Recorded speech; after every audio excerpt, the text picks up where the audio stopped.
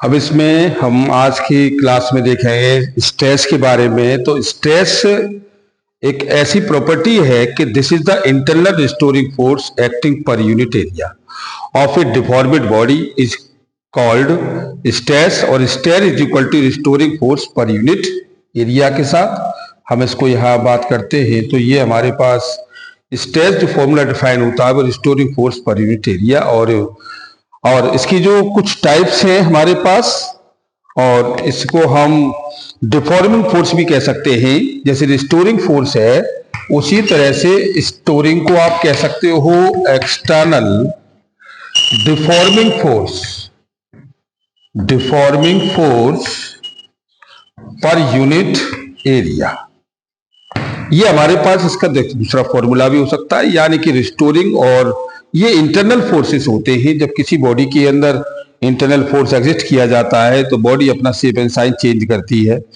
और दूसरा केस है कि अगर हम किसी को एक्सटर्नल फोर्स के द्वारा भी उसको चेंज करते हैं तो this is called as a deforming force. अब ये जो हमारे पास स्ट्रेसिंग है ये कई टाइप में कन्वर्ट होता है। तो पहला हमारे पास है नॉर्मल स्ट्रेस, यानी कि this unit is the neural stress is Pascal's denoted by in the CGS system is the dimensional formula of ml। जबकि इसकी डायमेंशनल फॉर्मूला हमारे पास कितना होता है, देखिए ऐसा यूनिट इसकी हो गई कितनी, न्यूटन पर मीटर स्क्वायर। हम इसको पास्कल भी कह सकते हैं, ये प्रेशर का भी फॉर्मूला होता है। और इसकी डायमेंशन हो जाती है ml t माइनस के 2 अपॉन L2, तो ये ml माइनस 1 और t माइनस के 2, यानी कि न्यूटन पर मीटर स्क्वायर भी कह सकते हो, उसको पास्कल भी कह सकते हो। और इसकी डायमेंशन आपके सामने है ये। अब दूसरी बात ये आती है कि जब किसी बॉडी को हम इंटरनल रिस्टोरिंग फोर्स के द्वारा उसके एरिया में जो चेंजिंग आता है वो आपका कहलाता है नॉर्मल स्ट्रेस, यानी कि this is the internal forces. आप कह सकते हो this is internal force, internal force per unit area is called, आप उसे कह सकते हो is called normal stress, is called normal stress. और दूसरा हमारे पास टेंसाइल है, ये कह रहा है this is the increasing of the length. मतलब किसी भी बॉडी का अगर लेंथ इंक्रीज होता है तो वो आपका कहलाता है क्या, टेंसाइल, यानी कि increasing of the length, increasing of length. अब ये लेंथ किसकी हो सकती है, किसी भी लेमिना की हो सकती है, किसी सिलेंडर की हो सकती है, किसी के साथ उसको हम मेंशन कर सकते हैं।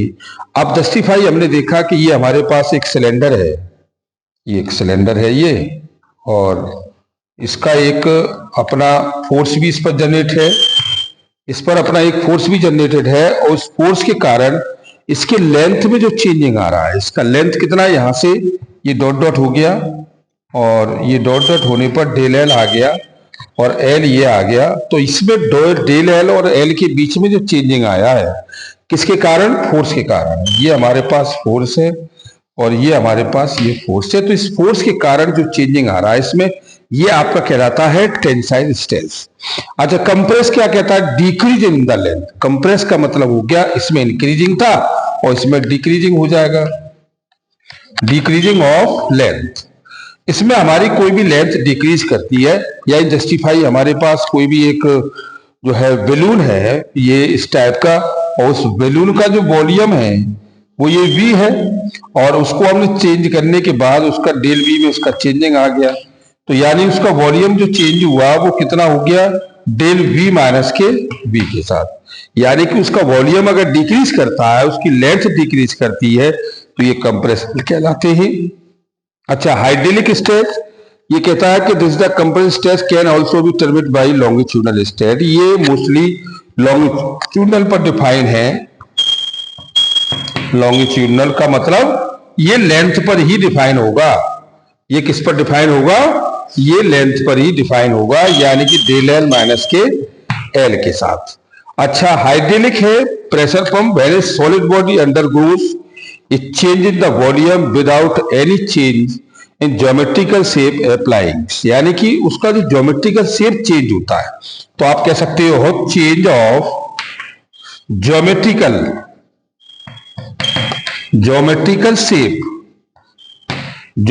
Shape change of the body, geometrical shape change of the body, है ना। This is a hydraulic stress, और टेंजेंशियल स्ट्रेस में हो गया when a deforming force acting tangentially, when a deforming force acting tangentially to the surface of a body. तो deforming force के द्वारा, तो when the change of deforming force,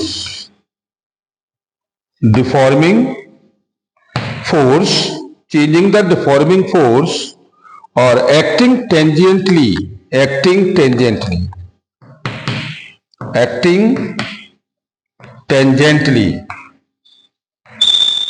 is called, ये आपका हो गया टेंसाइल। तो टेंसाइल में क्या है, डिफॉर्मिंग फोर्स के द्वारा उसकी लेंथ में जो चेंजिंग आता है, उसके वॉल्यूम में जो चेंजिंग आता है, वो हमारा क्या कहलाता है, ये स्ट्रेस कहलाता है। तो आप ये कह सकते हो magnitude of the force per unit area of cross section, यानी कि इसके लिए फॉर्मूला हो जाएगा आपका स्ट्रेस इज इक्वल टू ये deforming force per unit area. फॉर्मूले सब यही रहेंगे, इसमें कोई चेंजिंग नहीं आएगा, लेकिन सबकी जो अपनी अपनी लैंग्वेज है वो अलग रहेगी। इसके बाद हमारे पास आता है नेक्स्ट टॉपिक स्टेन। तो अभी हम इसमें इतना कर देते हैं, इसके बाद हम आगे पढ़ाएंगे।